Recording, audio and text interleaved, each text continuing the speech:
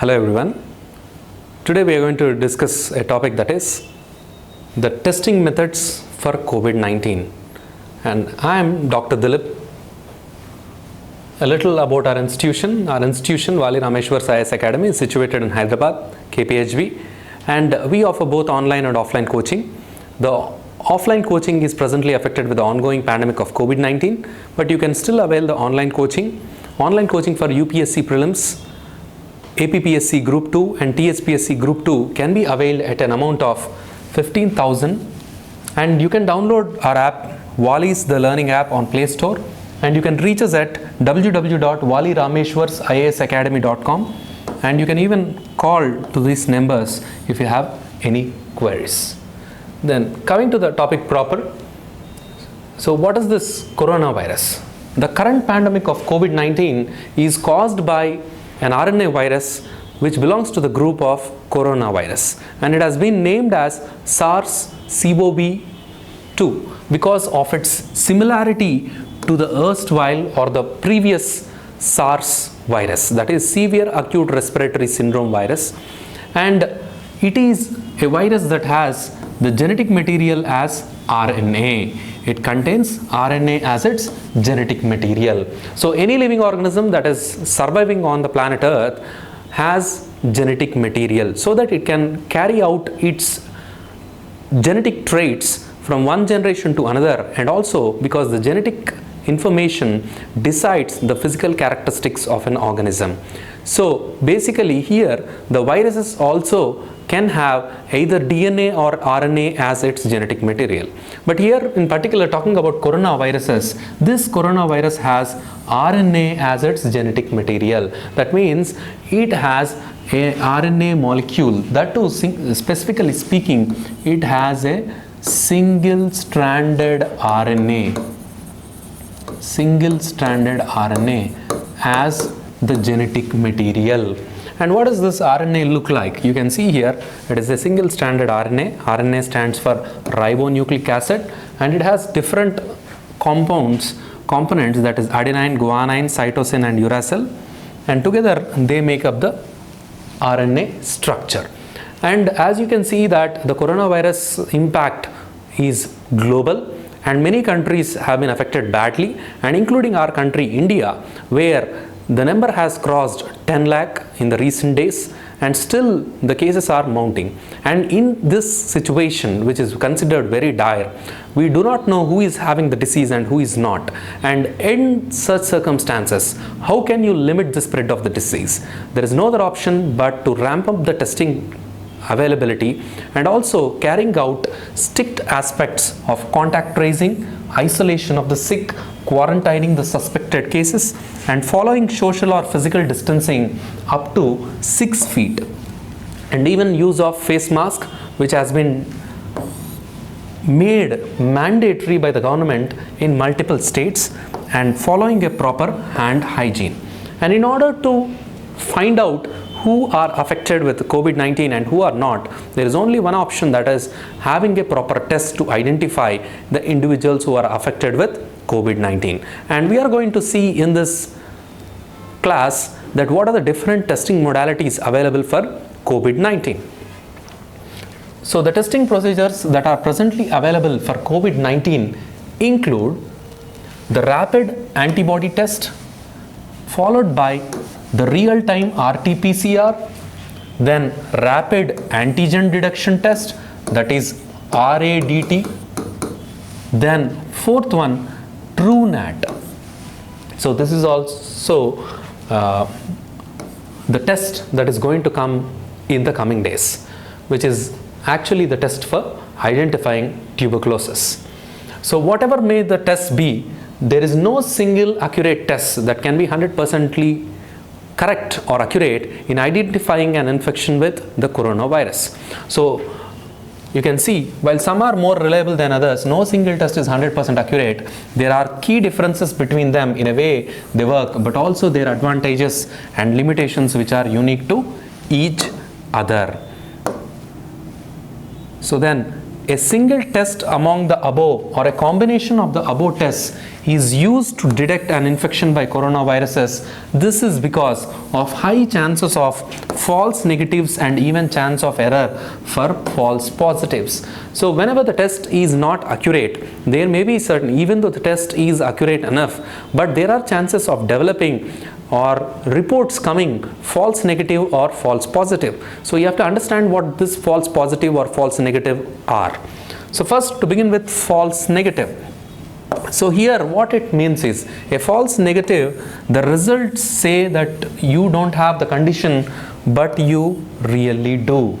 So what happens in a false negative? The report is negative but it is not actually negative, but it is a positive. So what happens is, the test is failing to identify the individual who is having a disease and it is giving the report as a negative. Such a situation is called false negative. Then moving on to the false positive. So this false positive is a condition in which the test results denote that the individual is positive or having a disease or a condition despite the fact that the individual is negative or do not have the medical condition.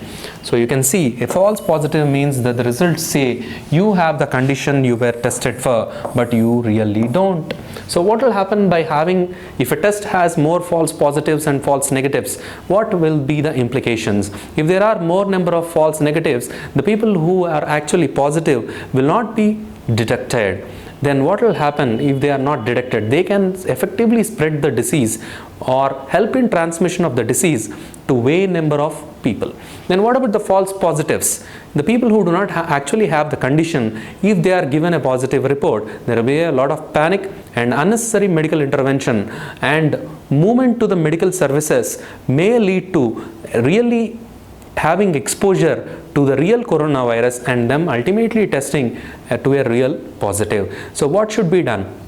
This false negatives and false positives should be reduced. That is, the effectiveness of testing should be increased and the test should be fine-tuned to achieve that. Next, we are going to discuss about sensitivity and specificity of a test. So for any test to be carried out, for understanding the effectiveness of the test, the two terms of specificity and sensitivity are important.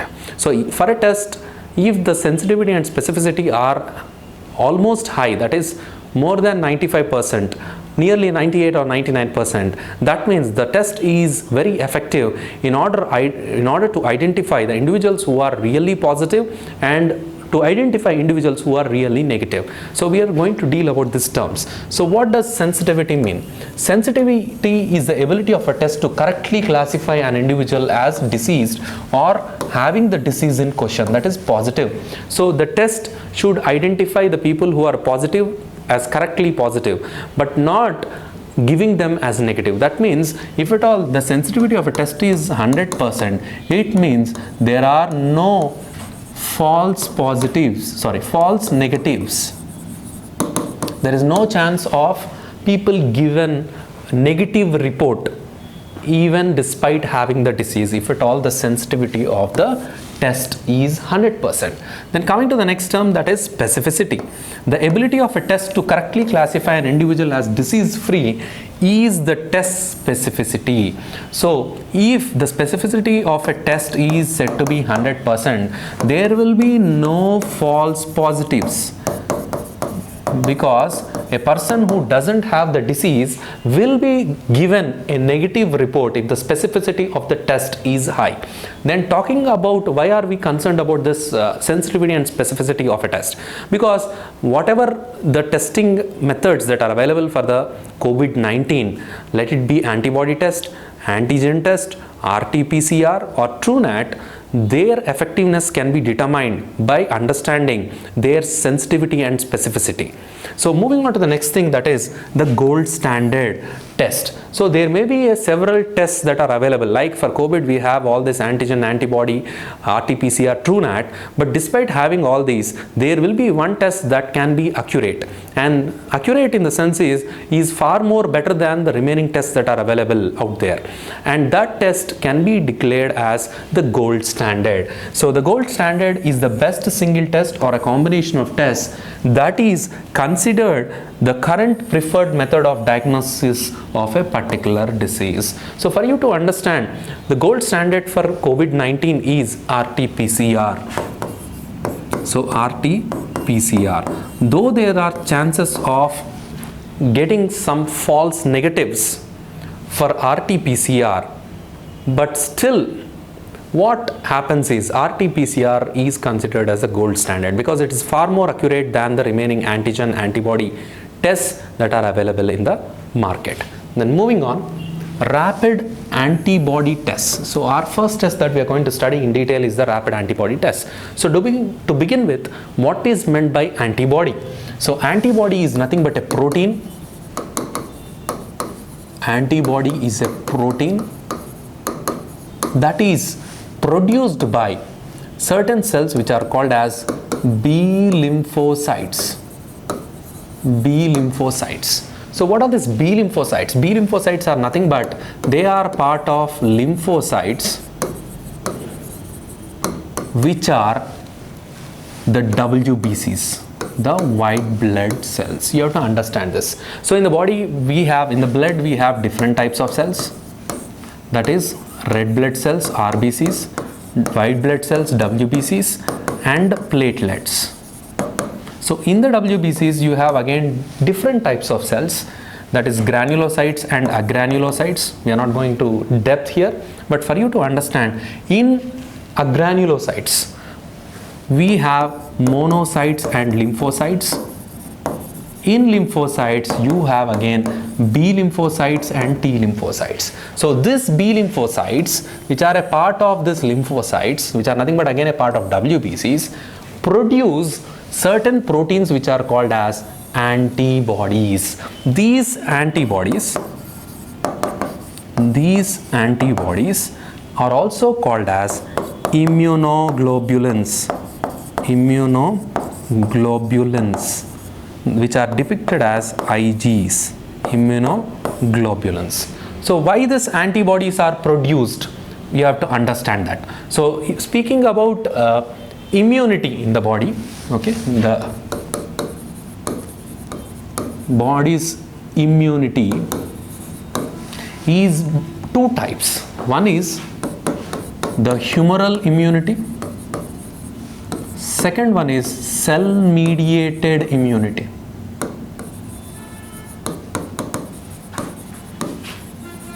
So humoral immunity is by B lymphocytes and cell-mediated immunity is by T lymphocytes. So here roughly you have to understand that the immune system in the body works on two bases. One is the humoral immunity and the other is cell-mediated immunity. Under humoral immunity, the B lymphocytes will produce antibodies which are also called as immunoglobulins. So these immunoglobulins are nothing but proteins. So when are these immunoglobulins produced? So immunoglobulins are produced whenever antigen, a substance called antigen, or foreign substance enters our body. Whenever a foreign substance, which can also be called as an antigen, enters into our body immune system immediately responds in order to limit the movement of the antigen into the body and destroy it. So for that purpose, what will happen, whenever the antigen enters the body, the B lymphocytes under humoral immunity will be producing antibodies. These antibodies will be specific for this antigen. So assume into the body the typhoid bacterium or salmonella is entering. The typhoid causing bacteria. So antibodies against salmonella will be specifically produced, means they are going to bind to only salmonella but not to any other bacteria or virus. So antibodies are specific and they are produced in response to the antigen that is entering the body. And these antibodies or immunoglobulins are again different types. For you to understand, these immunoglobulins are, one is IgG, IgM, IgA, IgE and IgD. So these are different types of immunoglobulins that are produced in the body.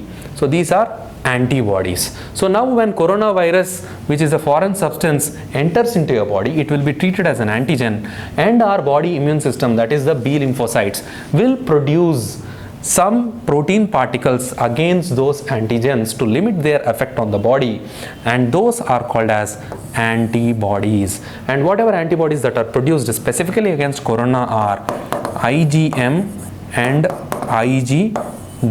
You have to understand this. So coming to the rapid antibody test. So what is this? Antibody testing or serological testing is an examination of proteins in the bloodstream. So here you have to understand, so where these antibodies are present. So because B lymphocytes will produce, B lymphocytes are nothing but they are a part of the lymphocytes which are a part of WBCs. So predominantly they will release whatever that they are produced into the blood itself.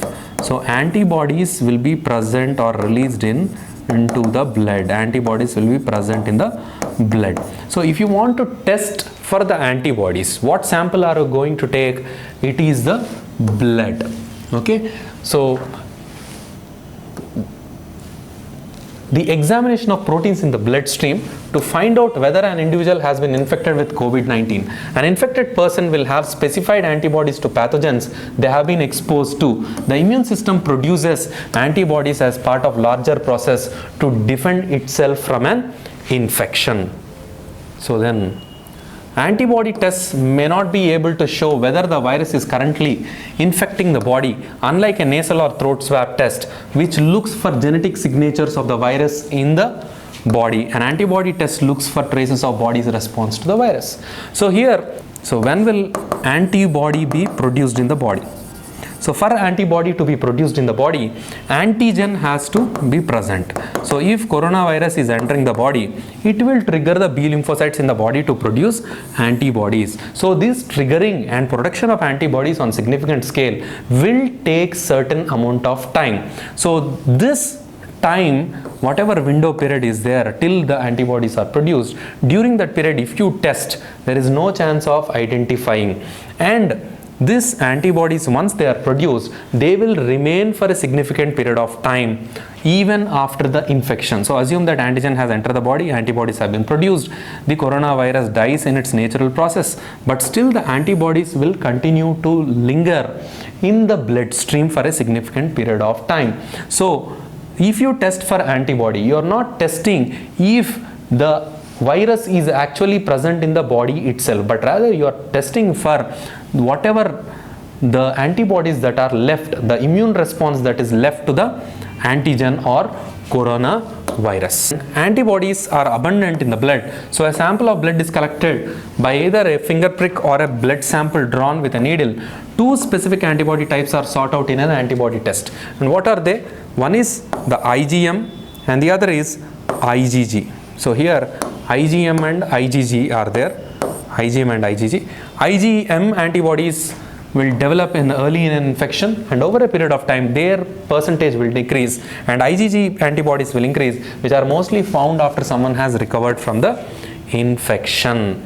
So seeing about the structure of the antibody, here you can see antibody. So this antibody is having a specific port for specific antigen. This antibody will not bind with all antigens. Antibodies are specifically produced for specific antigens. Okay, and here you can see the antibody test. So it is showing IgG, IgM and control. Okay, so here the blood sample is taken and put in the well, and slowly, if at all the blood sample has IgG or IgM antibodies which are specific for coronavirus, then there will be lines that are visible in the rapid test kit which will show that the report is positive. So if you see the benefits of having a rapid antibody test.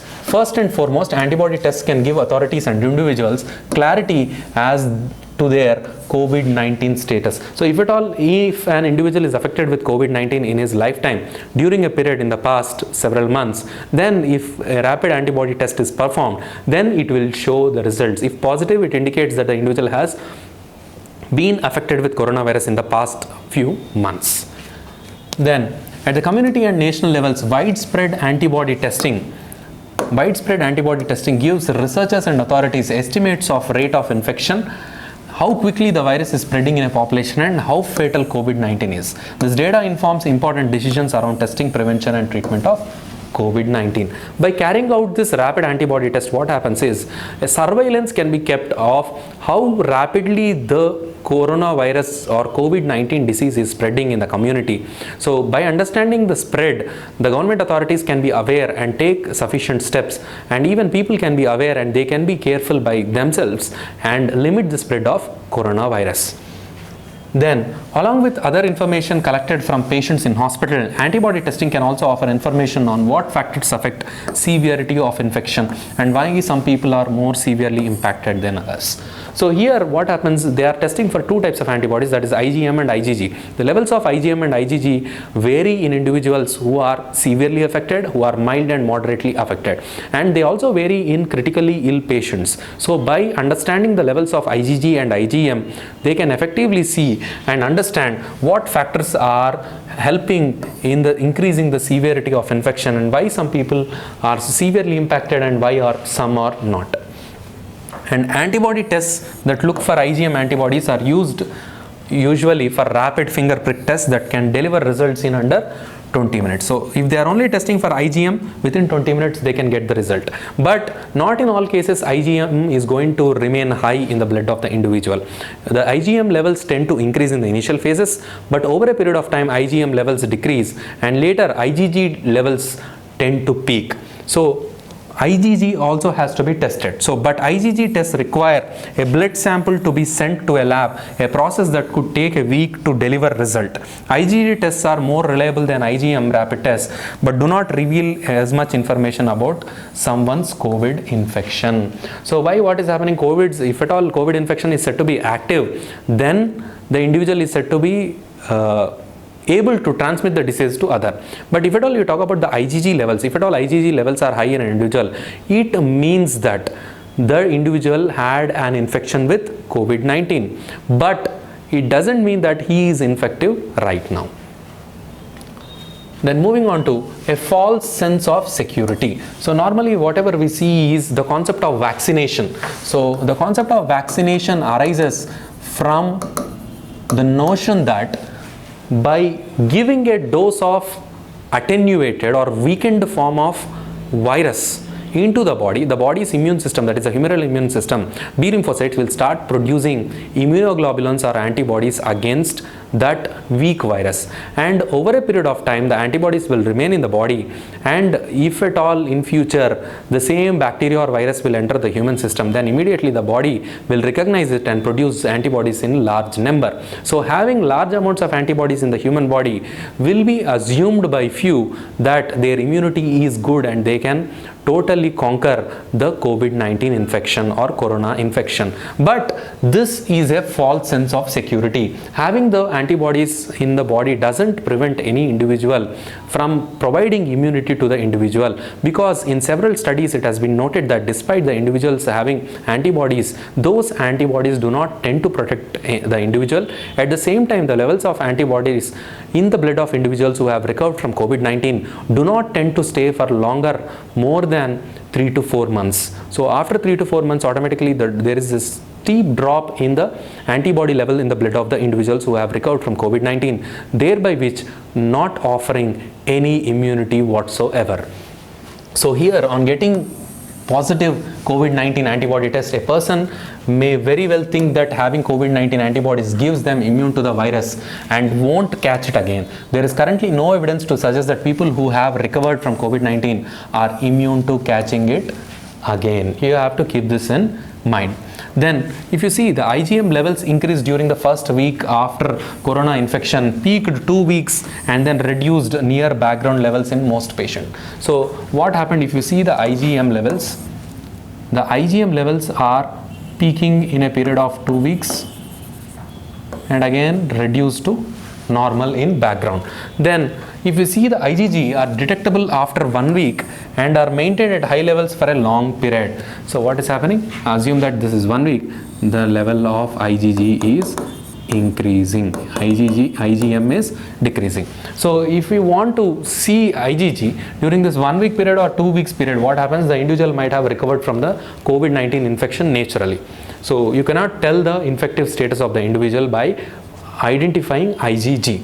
The positive rates of IgM or IgG antibody detections were not significantly different among the mild, severe and critical disease groups. So in all these groups, IgM and IgG are present, but quantitative detection of IgM and IgG antibodies against SARS-CoV quantitatively has potential significance for evaluating the severity and prognosis of COVID-19. So what it means is, if at all the levels of IgM and IgG are taken into consideration, if IgG levels are more, that means the prognosis is good. If IgM levels are more, the prognosis may be bad. So the severity and prognosis of COVID-19 can be understood by knowing the levels of IgM and IgG.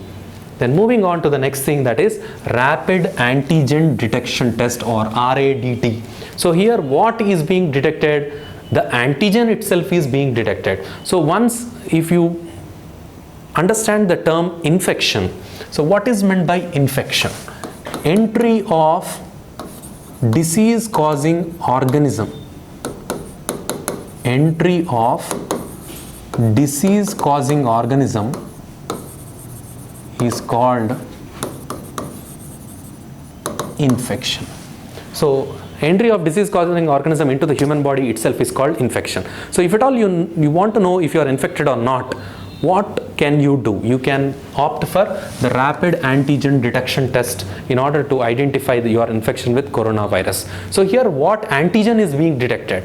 So this is the structure of coronavirus. So here it has the RNA molecule, single stranded RNA molecule on the surface of the coronavirus. On the surface of coronavirus, here you can see the spike proteins.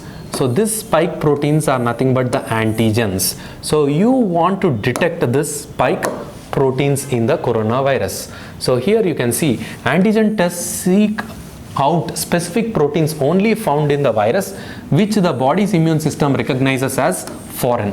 Most COVID-19 antigen tests target the spike protein that studs the surface of coronavirus. So you are trying, if at all the coronavirus has entered the body, and the spike protein antigen will be tested, and how or what methods are you going to use to do this rapid antigen detection test. So here a nasal swab or throat swab is usually taken and that is tested, unlike the antibody test where the blood sample is taken. So here you see a swab from the nose is collected for this test where there is a high likelihood of virus particles being present. The swab is then dipped in a solution that inactivates the virus and then transferred onto a test strip. The test strip houses antibodies that bind to coronavirus proteins and hold them in place as the fluid spreads. If the sample is positive for coronavirus, colored lines will show up on the paper strip in 15 to 20 minutes. So the benefit of the test of rapid antigen detection test is the results can be known within a short time span of less than 30 minutes. And what is happening? So what they are doing, they are taking a nasal swab. Nasal swab is nothing but a long swab will be there, which is having a cotton, thick cotton part at the tip. This is inserted into the nasal cavity of the individual. It is turned 180 degrees continuously and that swab is taken out and it is put in a test tube which is having a buffer solution. And what is happening in that solution, if at all in the nasal cavity, deep in the nasal cavity where coronavirus usually resides, if at all the individual is infected, that virus will be transferred from the swab into the buffer solution. And in the buffer solution, they are going to add certain solution which will clear the virus from the swab material and from the buffer solution, and that viral particles will be containing, if at all present, will be containing the spike protein, and this solution is taken and it is put on a kit, a rapid testing kit, which is having a well where you will drop the solution, and here there is a scale which will show test and control and test. And what happens is, in this kit they will have antibodies which are specific to the spike proteins of corona. So the spike proteins of corona will be used to develop specific antibodies, and that antibodies will be present in this well. And once you put the solution, if at all this solution has the coronavirus, it will also have the spike protein, and that spike protein, if it present, then you will have two lines coming, that is control and test, which will indicate the test is positive, which means the individual is affected with coronavirus. And here you can see how the sample is being taken using a nasal swab that is inserted deep into the nasal cavity. Then one of the major advantages of using this antigen is that it reduces the burden on rely on just RT PCR tests to identify COVID-19 patients. So if you talk about RT PCR, which we'll talk in detail in the coming time. So RT PCR is a very hectic process.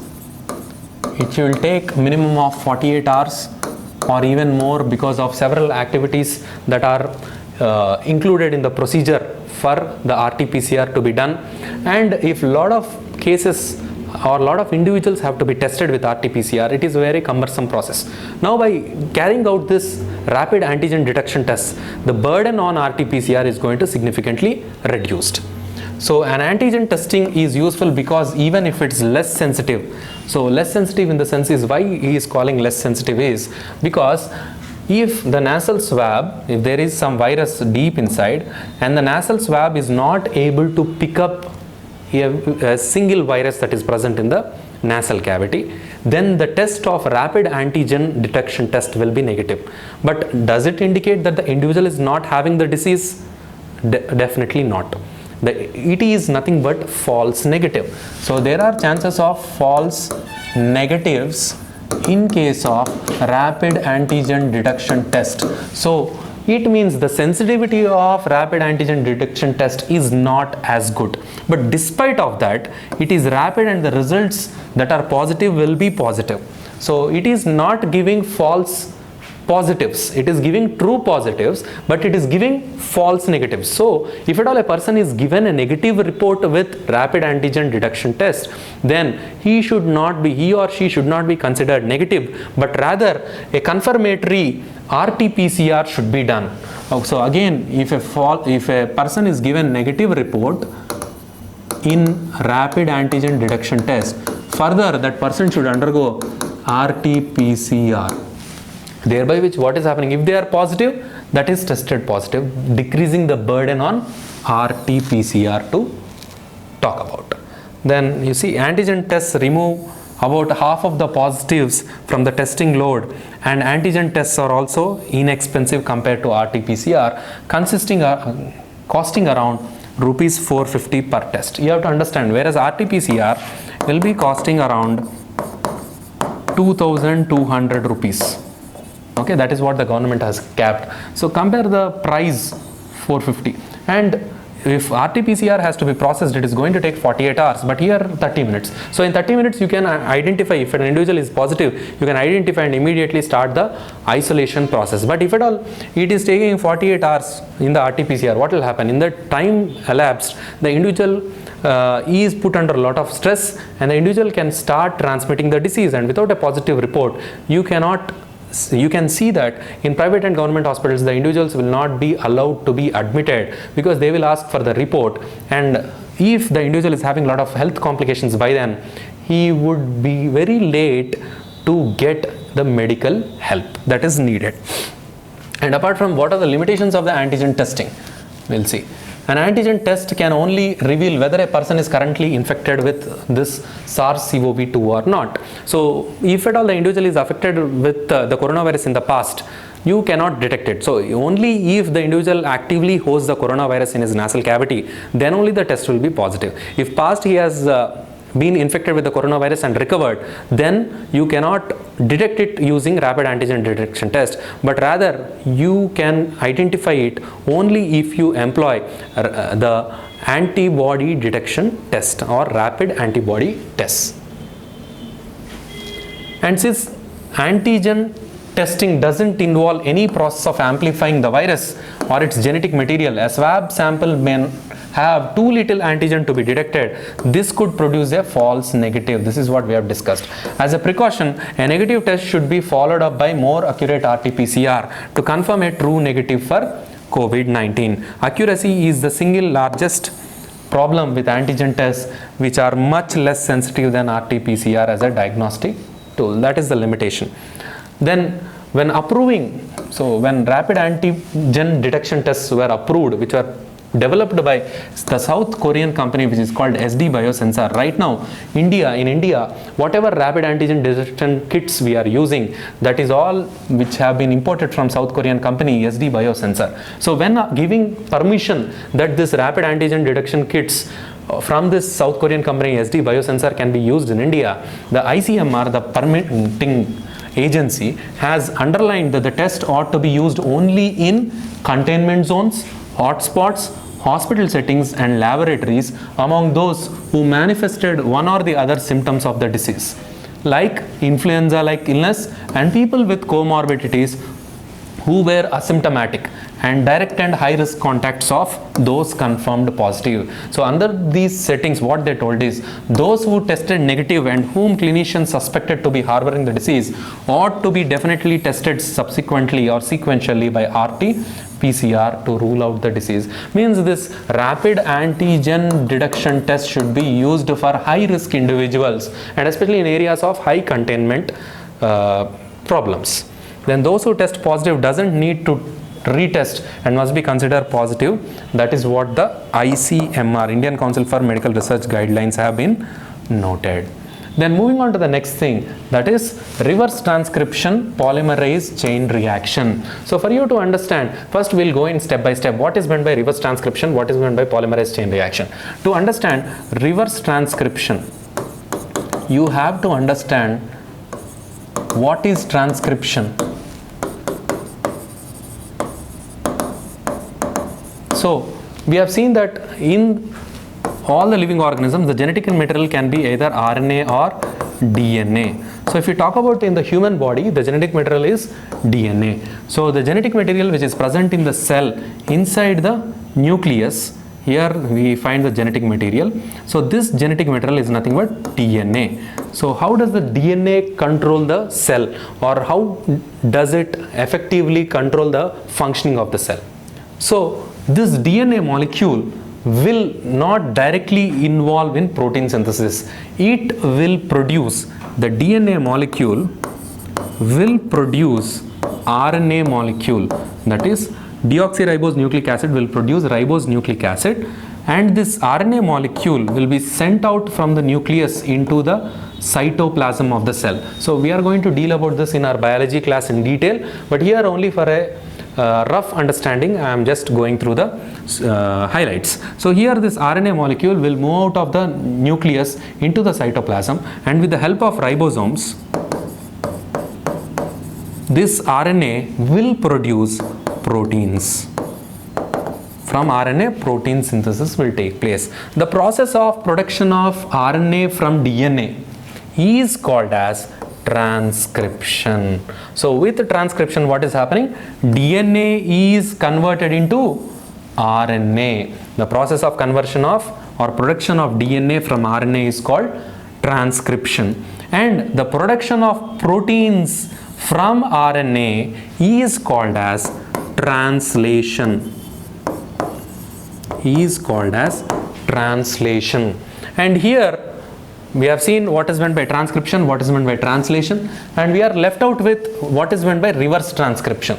So here in viruses, so assume that for example HIV virus is there. So this HIV virus is a RNA virus, same like coronavirus. So what this HIV virus does is, whenever it infects the human, that is human has the DNA, it converts its RNA into DNA. It converts its RNA into DNA using an process called as reverse transcription with an enzyme called as reverse transcriptase. Reverse transcriptase, and this DNA will take over the cell. So normal DNA, human DNA is there, that DNA will be affected and the viral DNA will take the control of the cell. So here you have to understand, transcription is the process by which RNA is produced from DNA. Translation is the process by which proteins are produced from RNA. But what is reverse transcription? The production of DNA from RNA is called as reverse transcription. So here we are involving reverse transcription. Then why are we involving the reverse transcription? So why reverse transcription is, for our understanding, if we take the SARS-CoV-2 virus, it is a single stranded RNA. It is having single stranded RNA as its genetic material. You cannot detect this single stranded RNA. So what you will be doing, you want to produce DNA from this RNA and you want to detect this DNA in your test. So for that, what you are doing, you are trying to convert the RNA into DNA using an enzyme which is called as reverse transcriptase through the process of reverse transcription. So that is what in this test they are using, the reverse transcription. So then what is meant by this polymerase chain reaction? So we are going to see polymerase chain reaction, PCR. So polymerase chain reaction is a method by which the nuclear material can be magnified. Nuclear material can be magnified. So this PCR technique is not a new one, it is an old one. It is used in DNA fingerprinting, where minute quantities of genetic material, whatever that are available at the crime site or for finding the paternity tests or any other thing, can be made available and they can be magnified. So one simple single strand, okay, one DNA molecule, if that is found, it can be magnified in a single cycle into two DNA molecules, same DNA molecules, and further 2 into 4. So like this, continuously magnification of a single nuclear material, whatever nuclear material even present in minute quantities, if that is magnified, that is called as polymerase chain reaction. It is a chain reaction, and here a lot of polymers, that is building up of this nuclear strands, is being done. So here what we are doing is, in reverse transcription polymerase reaction, first the viral, if the virus, coronavirus is present, assume it will have a single stranded RNA. So this virus is broken down, single stranded RNA is extracted, and the single stranded RNA through the reverse transcription is converted into the DNA molecule, and this DNA molecule is further amplified through this technique of polymerase chain reaction. And if more amount of this, even a single viral particle is present, that can be converted into DNA and it can be magnified. And by this, what happens is they can simply identify if this DNA is present. So that is about how this RT-PCR is going to function. So here, considered as the gold standard test, real-time RT-PCR continues to be the most accurate method available for the detection of COVID-19 virus. A PCR test is widely used, highly sensitive test that seeks out traces of genetic material from a specific pathogen. If the pathogen is present in the body, the technique is a powerful diagnostic tool that can identify both DNA and RNA from specific microorganisms, irrespective of whether they are bacteria or viruses. So that is what any genetic material, let it be RNA or DNA, whatever that is present in the organisms, will be magnified so that you can identify their genetic material with the details you have with you before the test is done. A PCR can capture a specific gene from genetic material, either DNA or RNA, in a swab sample and multiply it through a series of chemical processes so it can be detected using fluorescent dyes. So what happens is, here a swab sample is taken in case of this RT-PCR. So swab can be either taken from the nasal swab or oropharyngeal swab can be taken. So two types of swab, one is nasal swab and the other is oropharyngeal swab can be taken, and that swab is then taken and it is put in a solution where other particles are broken down and only the viral, here in particular the viral RNA is taken, it is purified, and then using reverse transcription it is converted, and then it is converted into DNA, and from DNA then that DNA is magnified, and if at all the DNA is present, using fluorescent dyes they are going to identify that DNA and the test is going to be given as positive. Then moving on, RT-PCR, a variation of PCR test. As we have already seen that in the RT-PCR, in a simple PCR what will happen, whatever genetic material that is magnified, but in RT-PCR here the RNA is converted into DNA and then that is magnified.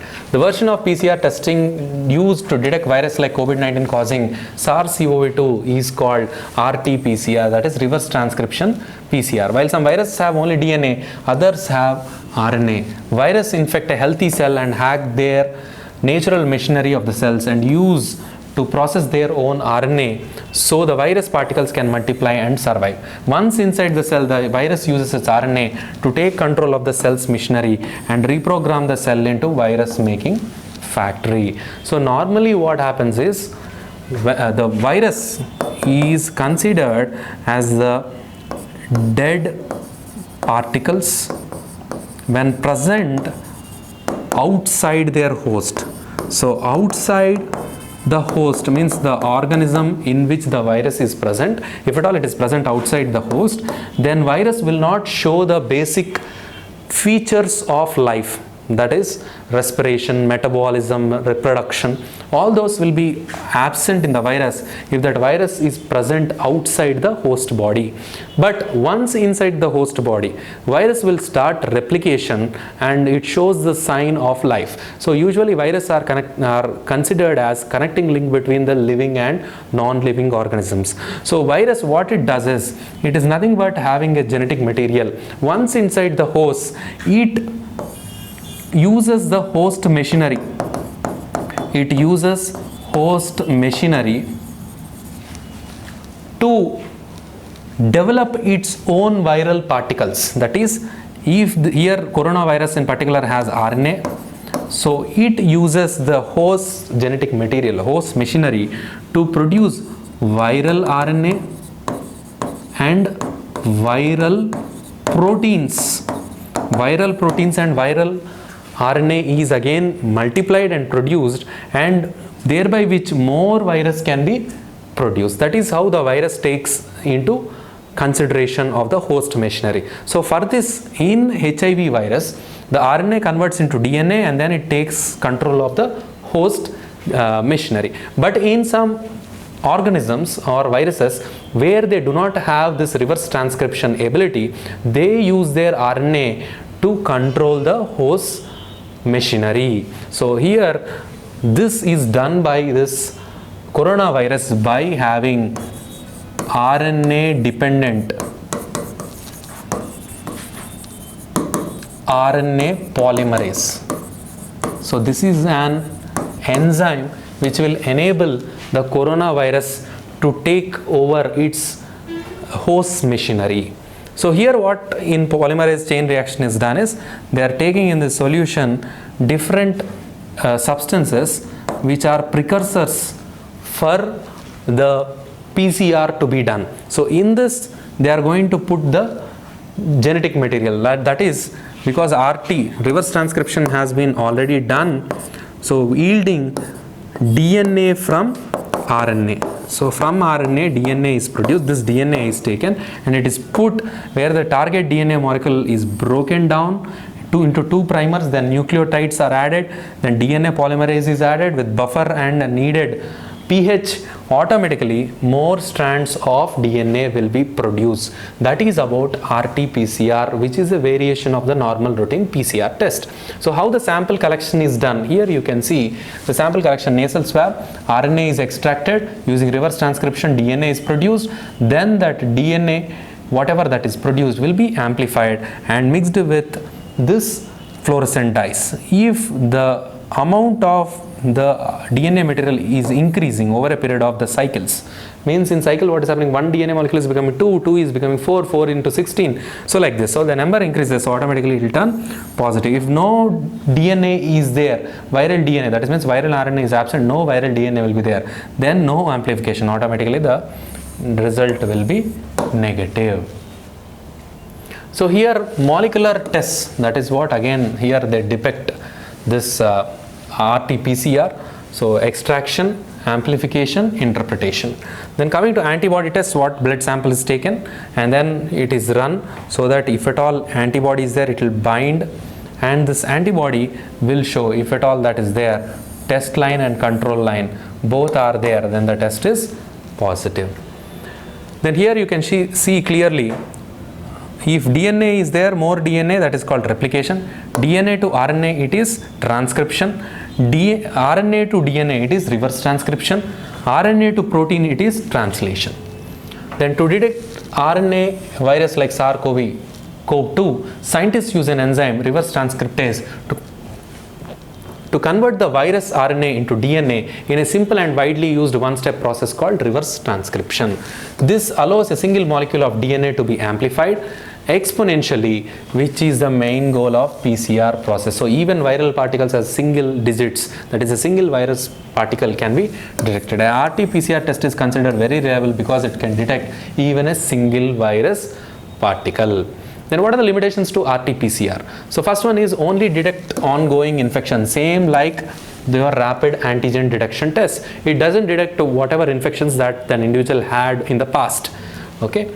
Then requires specialized equipment training. So to perform this RT-PCR, specialized training is needed for individuals and equipment, that is the thermocycler or PCR machine. Thermocycler or PCR machine is needed, which is costly and not available in all places, in all laboratories. So that is another limitation. Another thing is quality control is not a guarantee. So here what they are doing is, whenever the DNA molecule is magnified into large quantities, that is tested against the standard or a single DNA molecule what they have in the lab.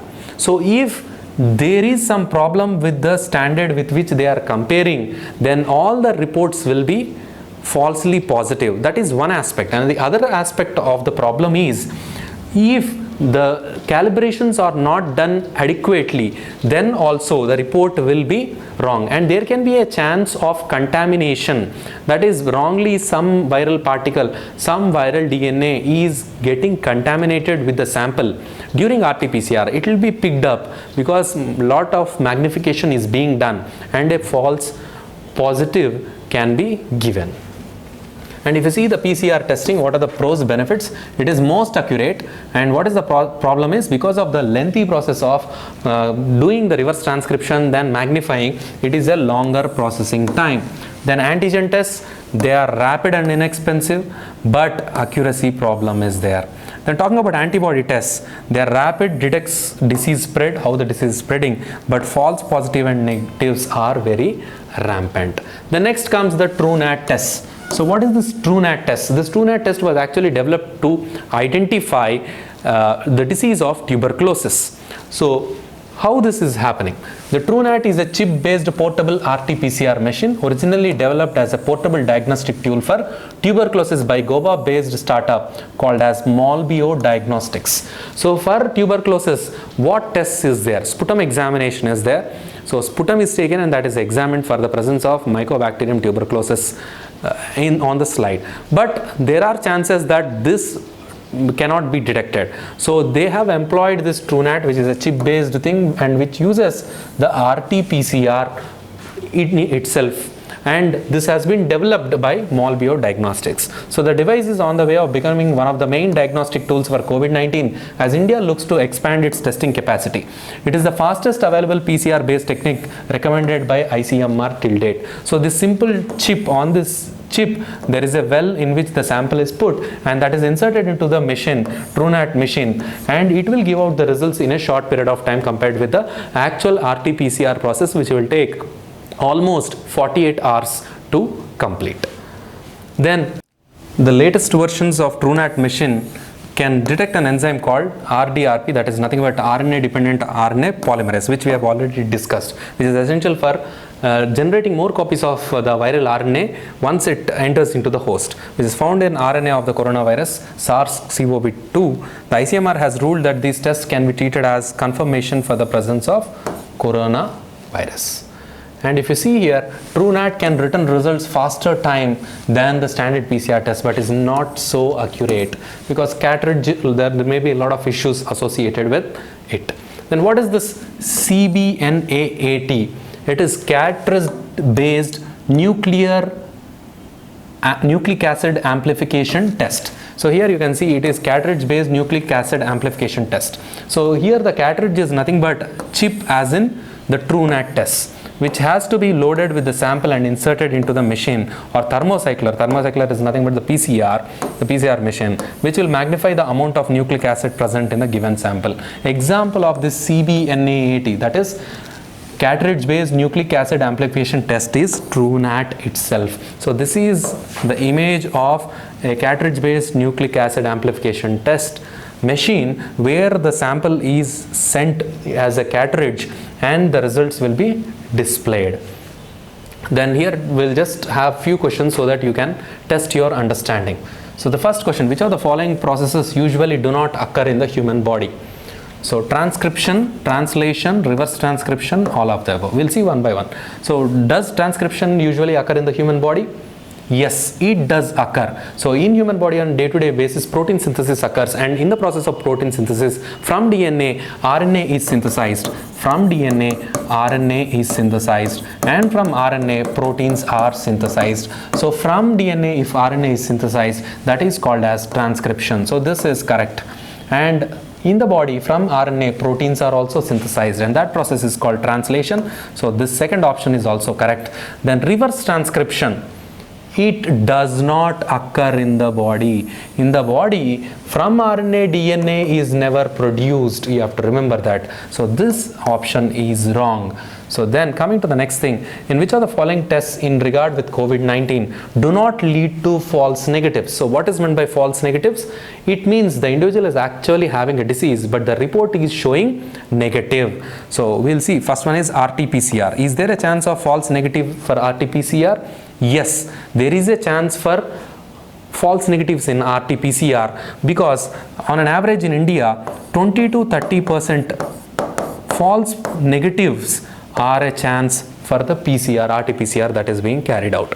Then rapid antigen test, we have already seen that rapid antigen test will definitely give out false negatives, and that negative should be further confirmed by RT-PCR. Then rapid antibody test, yes, there is a very wide scope of false negatives and also false positives. So this question is about which tests do not lead. So the answer is none, because all have false negatives. Then the final conclusion, so whatever be the type of testing techniques, the need of the hour is large scale testing and is to be carried out and to try to minimize the false negatives and errors by recalibrating the machines and following strict quality standards in the laboratories. Though RT-PCR is considered to be the gold standard for detecting the coronavirus or SARS-CoV-2, yet it is not free from errors. It is said to be single negative of RT-PCR cannot be taken into consideration that the individual is not affected with corona. Rather, multiple tests by RT-PCR should be done, and physical symptoms of the individuals have been tested or taken into consideration by physicians, and they have been advised to carry on the CT chest whereby which they have given gradation of the symptoms of corona. So in many patients what is happening, despite they are getting RT-PCR negative, but still their physical symptoms are very much suggestive of COVID-19 infection by their CT chest, that is computer axial tomography of chest. So you have to keep in mind that whatever tests are there, you can't blindly believe them. You have to see that the tests work effectively, and there is a significant amount of time that will be taken in order to increase the efficacy. In England, it is said that they have come up with an rapid antibody test which is 98.2% effective. So now we have to wait and see if that test will be further taken down into India, and it will yield the desired result, thereby which in helping limit the spread of infection. That is all about the testing methods of this coronavirus. So with this, we end the topic. Thank you. If you have any doubts, you can post it.